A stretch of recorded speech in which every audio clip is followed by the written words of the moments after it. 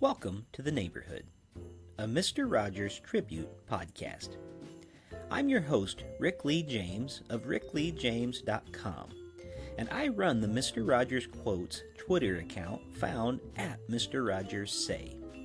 As we again walk into this podcast neighborhood, we want you to know that no matter where you are from, you are welcome here. I'm glad to be your neighbor. Every daughter, every son, every tribe, and every tongue, in the spirit of Fred Rogers and the life of welcome that he lived, welcome to the neighborhood.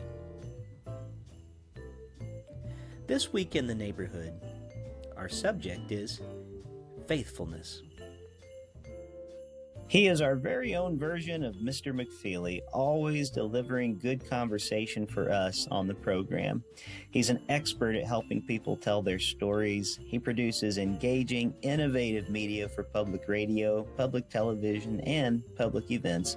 He's the executive producer and host of Things Not Seen, conversations about culture and faith, which airs weekly in Chicago, and it's distributed by PRX. He's also the executive producer of the Francis Effect podcast. David Dault, my friend, welcome to the neighborhood. Rick, it's always so good to be back with you. Thank you. And I do want to say again at the beginning of our conversation today, please go to fredrogerspodcast.com and you'll be able to find out more about David and what he does. He really has, you have a lot of different hats that you wear and you do them all very well, but I'm always so glad to be able to have these conversations with you. So let's dive right into our conversation this week. The show is about faithfulness and the faithfulness of Fred Rogers. And I think you have some pretty good questions for us to think through about this today. Well, one of the things that I was thinking about was the fact that Fred went to seminary and he was an ordained Presbyterian minister, but he never wore religious garb on the program, and he didn't talk oftentimes like you would expect a preacher to talk. And I know that you've had some seminary training. I've had some seminary training. And when I was in school and learning these sorts of things, I came across a quotation that I really was thinking about in the context of Fred Rogers. And that was, and I forget who said it, but it was, "Your life is the only sermon that some folks will ever hear." And the way that you live your life, your integrity, your authenticity may be the only testimony to the gospel that anyone will ever encounter. And so I think that one of the things that I was curious about was the ways that you think that Fred Rogers practiced this idea that one's life is the only sermon that someone will ever hear. That's an excellent question. I actually wrote some notes down this morning. And, as much as I try to, especially on the podcast and really even on the Mr. Rogers Say Twitter feed, because we have a lot of listeners and a lot of people who are followers on the Twitter feed that don't have any sort of religious affiliation at all. I try not to be overtly religious in a lot of my conversation, at least in that context, because I want to be just aware of those who are around us. But it's really hard without including that in the life of Fred Rogers, because he really couldn't separate his practice of faith from the way that he lived his life. So just a few things that I was noting about this.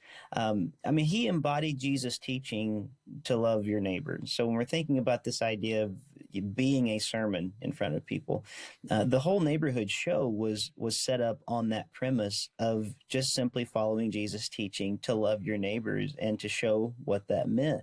So Mr. Rogers' Neighborhood, it's far from being a shallow TV show, and his life was far from being shallow.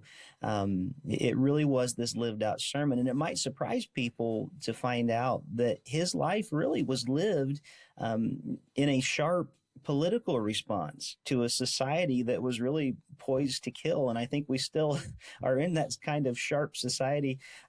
He didn't do it through culture wars and through talking a lot about it, but he lived it out. He was not a lightweight who wouldn't engage critically with the world. And part of his faithful witness to the world as a minister of the gospel was that he extended this peaceable invitation to all of us through numerous. He did have some sermons that he did in his life. He wasn't known for his preaching, and I don't think there's very many, if any, recorded. But he did have some sermons about this, prayers that he prayed, speeches he delivered, letters, books, interviews, and he made it clear that his calling as a minister, his vocation, was a call to embody and enact the unconditional and the expansive love of God that is revealed in Jesus.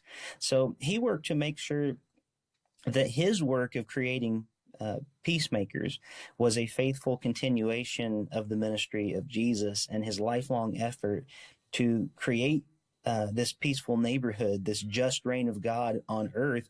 It was embodied in the neighborhood. So as a faithful Christian peacemaker, Rogers, he knew to embody Jesus and the love of God faithfully, both on the TV set and off. And I think he just embodied that by turning to the teachings and the life of Jesus. And those were concrete ways that he just lived it out before people, both on and off the set. There was something in your answer just now that really got me thinking. Actually, two things. One, you used the word political, and I'd love to dig into that. But even before that, I think that the perception a lot of times in popular culture was that Mr. Rogers was a pushover or a lightweight, or that his meekness somehow was indicative of weakness. But I loved in your answer how you pointed out that he was not weak. He was willing to stand up in his convictions and utilize his television program and utilize his platform as a known person to speak out on issues that were very important to him, didn't he? Yeah, yes, very much so. And when I use the word political too, I'm thinking of it in the ways that often philosophers and theologians will use it. I'm not thinking in terms of like Republican or Democrat or independent, anything like that. I'm using it in the sense of politics being the way that a society structures itself and how it's going to be lived out in the day to day.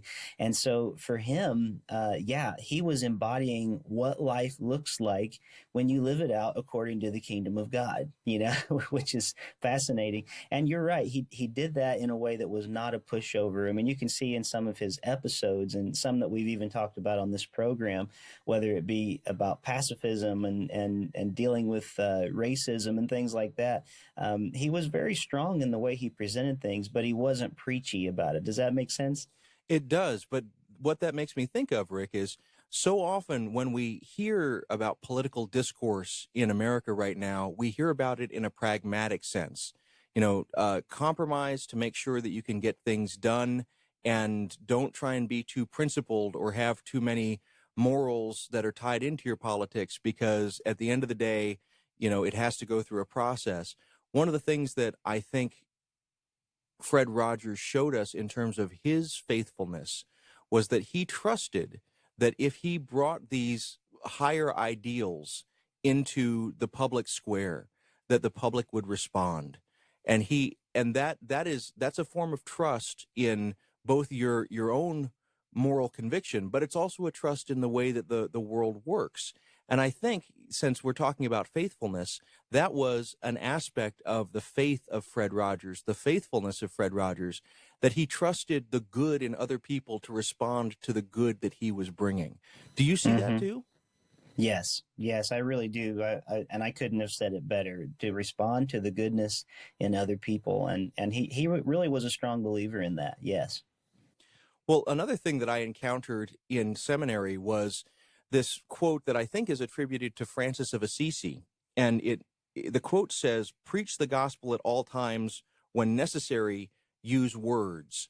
And I'm wondering about the ways that Fred Rogers, not just in his words and the way that he structured his show and the way that he structured his public comments, but also some of his actions, some of the things that he did with his life that were nonverbal. How did some of those things demonstrate his faithfulness? That's an excellent question. I think I want to try to answer that with first, because he cared so much about words and he wrote a lot of letters to people. That was one of his actions. Actually, his correspondence with people was incredible, and our listeners will hear later in the show about that and how much he corresponded with people. But in 1979, he wrote this letter to a friend, and I think it speaks very much to what you're asking about here. He wrote in the letter, he said, "What a tough job to try to communicate the gift of Jesus Christ to anybody. It can't be simply talked about, can it? Jesus himself used parables. So I guess that's our directive, to try to show the kingdom of God through stories as much as possible." And that is in a letter that Fred in his own hand wrote to a friend, talking about this very thing, about showing much more than telling. And I think that's what he did in the neighborhood, on the TV show, and outside. He was showing as much as telling, through faithful consistency, how to love neighbors, how to handle conflict, how to learn new things, how to embrace diversity. And I think he was a master at this. And it may sound odd, but part of his actively doing this was in the way that he would not engage in like culture wars and things like that. Like, I don't think you would hear him front and center in any of the debates that are going on today. It's interesting that I do think a person's silence and gentle demeanor on a matter can speak volumes, much louder than a person who is screaming and shouting about something. And there are just really too many things to mention about the things he did in life for other people. But I don't know if that answers it as thoroughly as I could have. But he really, I think, tried to embody his entire life as a parable, just like he says in that letter. I really like that, the idea of a parable, because it's something common. I mean, when Jesus used parables, he was talking about things that were part of the daily life of the people that were listening. And he was teaching larger lessons using very common activities and stories. And I think that you've hit the nail on the head, that that's exactly how Fred Rogers thought about this. But as we're moving towards sort of the end of our conversation, Rick, the other thing that I was thinking about is the question of the relationship of faithfulness to comforting others and trusting that others can be comforted. You may have heard in the news, I heard it at the time, when Mother Teresa passed away. She had been seen by so many people as a godly and faithful person, but then after her death, some of her letters were brought to public attention. And in her letters and writings, she wrote about feeling towards the end of her life very abandoned by God, and very much like God was silent. And I'm wondering what you think Mr. Rogers might have said to give her comfort, because I'm sure that some of our listeners also feel sometimes that God has become distant, or that they have no contact with a higher power, or maybe they just simply feel alone in the universe. And I'm wondering, what are some of the things that Mr. Rogers might say to comfort people who feel alone or who feel abandoned like that?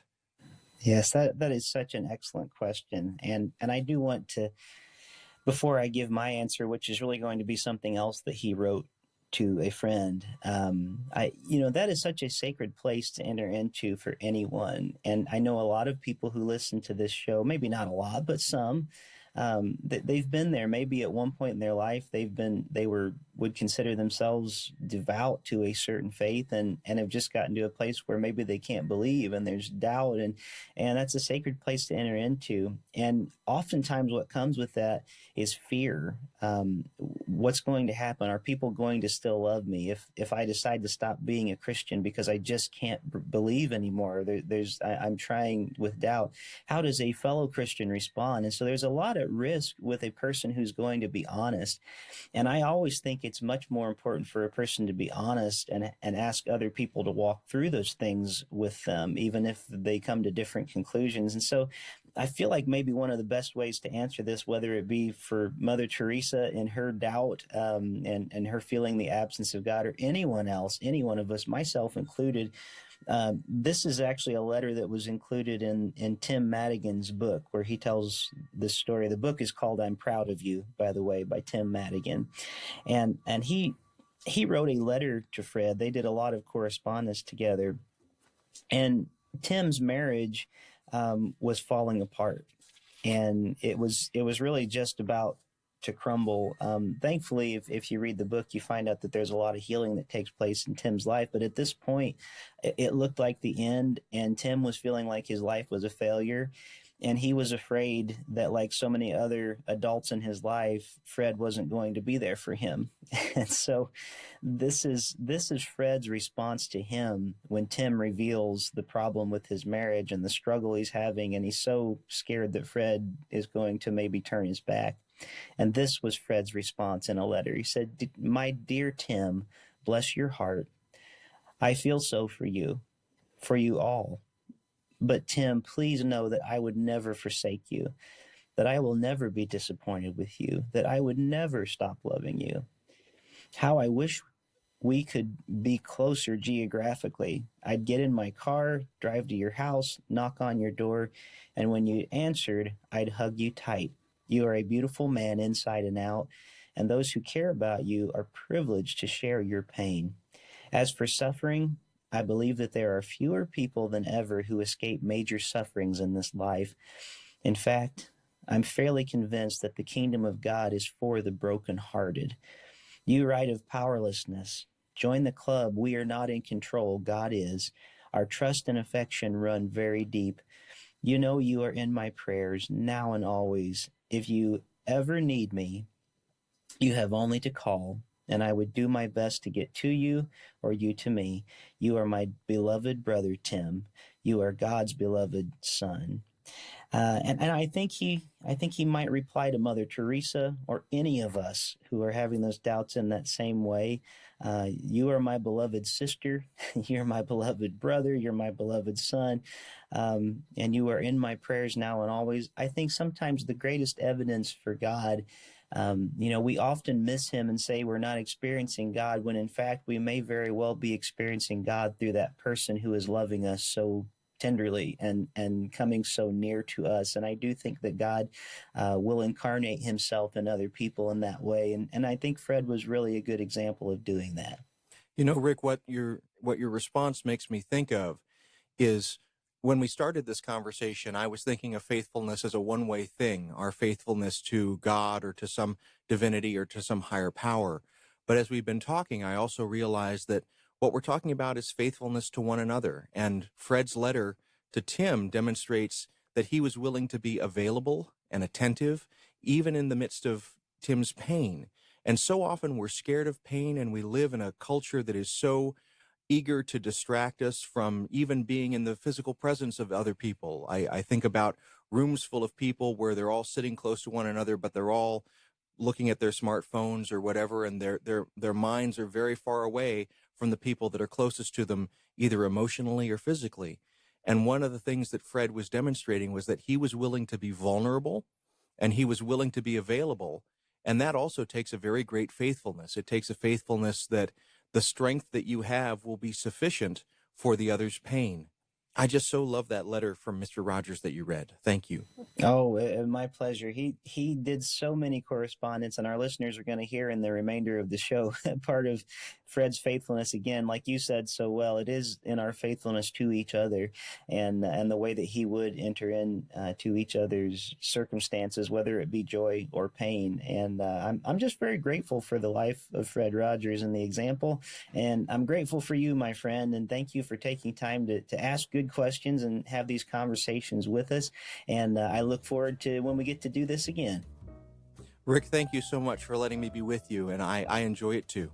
All right. Well, we're going to end our conversation right here, but there's plenty more of the show to go. So thank you for listening to Welcome to the Neighborhood, and let's continue on into, I guess it's not the land of make-believe because we don't have a trolley, but into the life of Fred Rogers just a little bit deeper.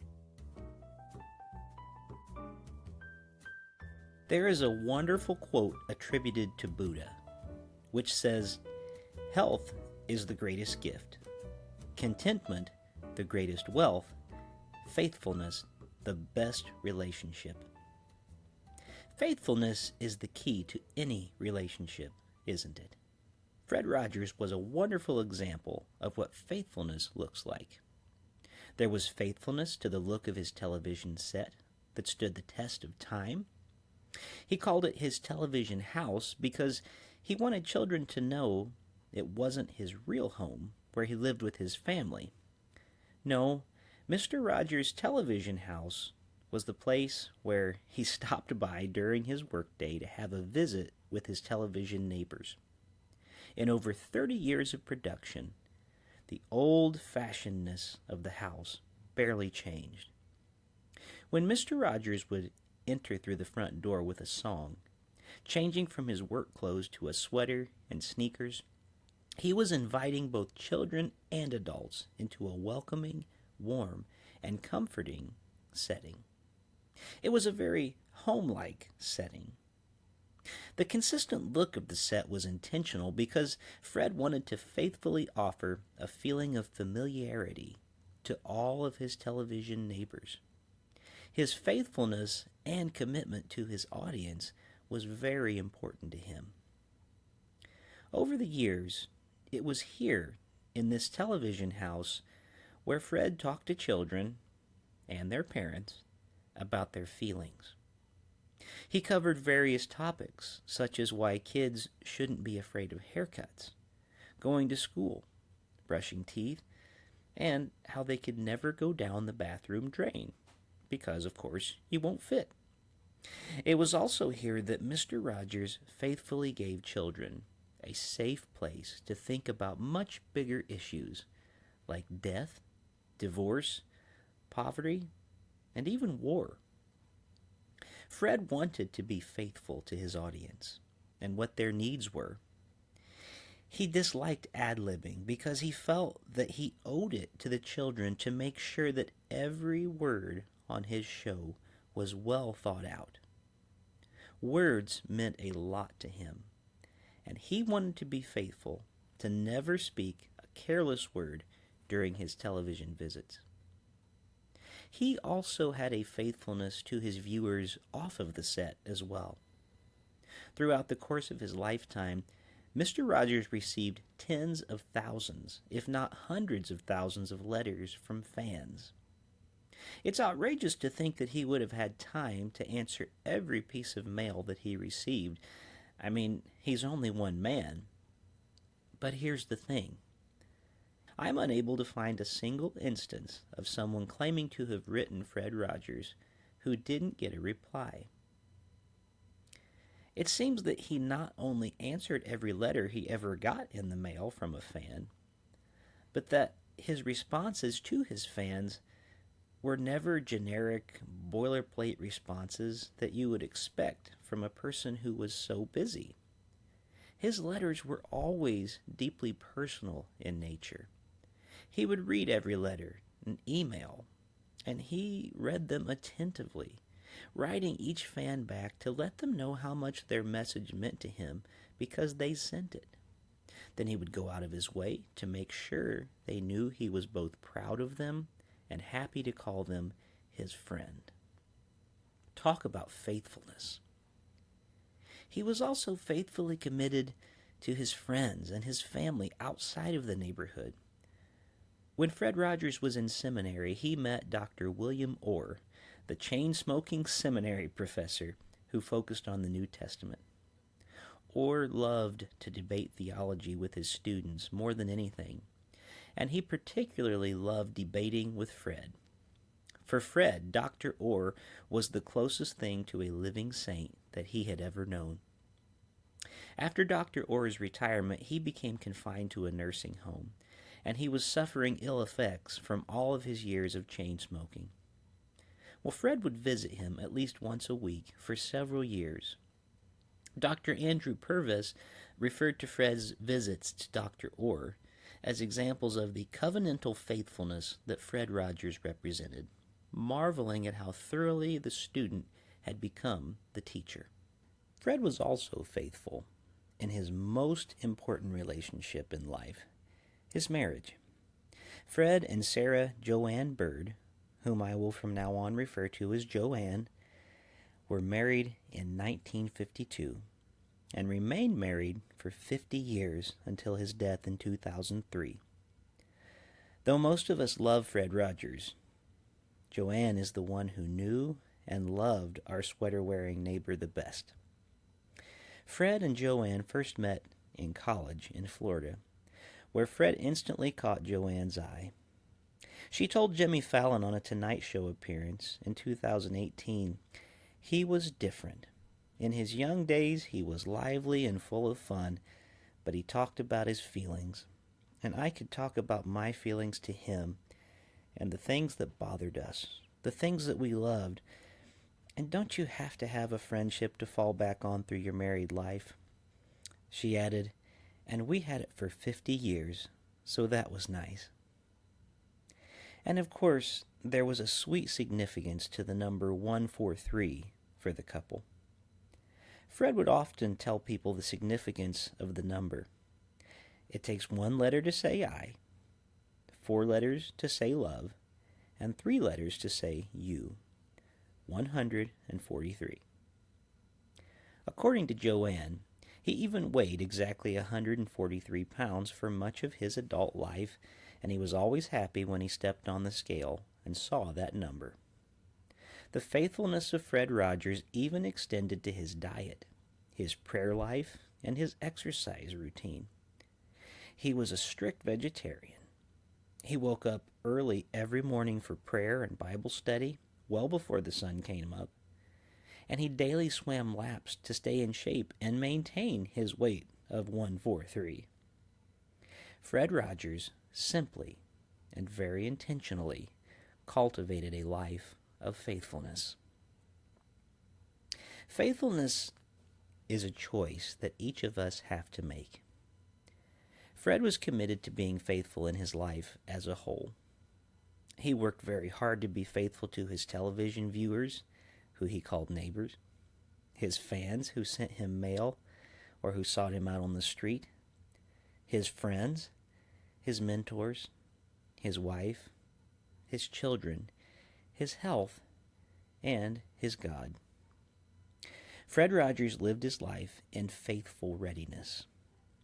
And I think this might be best illustrated in a story that Joanne Rogers shares in the book The Good Neighbor, The Life and Work of Fred Rogers, written by Maxwell King. She said, "A teenage neighbor who taught Sunday school classes at church told us about the lesson of the second coming of Christ. She said, 'He's going, he will come again, and we will never know when or where it will happen. Why, it could happen tomorrow.' All of a sudden, I could feel my whole body flush. I absolutely panicked. I must have been around 6 or 7. I ran out of the neighbor's house over to my mother, crying as if my heart would break. She said to me, 'What is the matter? Are you hurt?' And I said, 'No, but Mary Maud said that Jesus is coming tomorrow, and I don't want him to come.' I still feel that way. I'm not ready."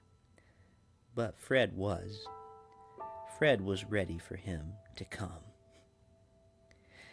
And doesn't that describe the Fred Rogers that we all knew so well? He used to say, "Neighbors are people who are close to us. Friends are people who are close to our hearts. I like to think of you as my neighbor and my friend." He was that neighbor who always welcomed us for a visit and was always glad to see us. He was faithfully there with open arms to welcome whoever might walk through that door, be it a child, an adult, a friend, a mentor, a family member, his own wife, or even the Lord Jesus himself. In faithfulness, Fred was always ready for a visit. Living a faithful life is living a life that's ready, present to the moment. We get so wrapped up in numbers in our society, and the most important thing is that we're able to be one-to-one, you and I, with each other at the moment. If we can be present to the moment with the person that we happen to be with at the moment, that's what's important.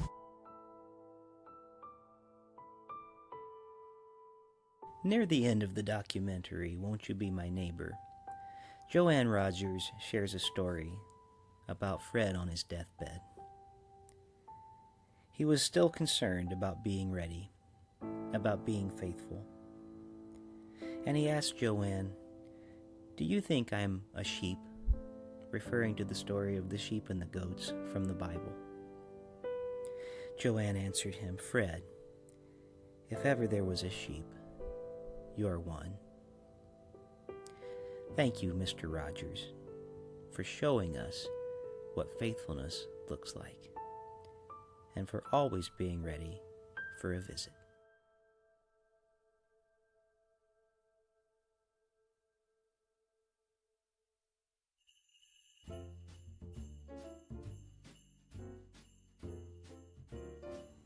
To read more about the faithfulness of Mr. Rogers, I recommend The Good Neighbor, The Life and Work of Fred Rogers by Maxwell King.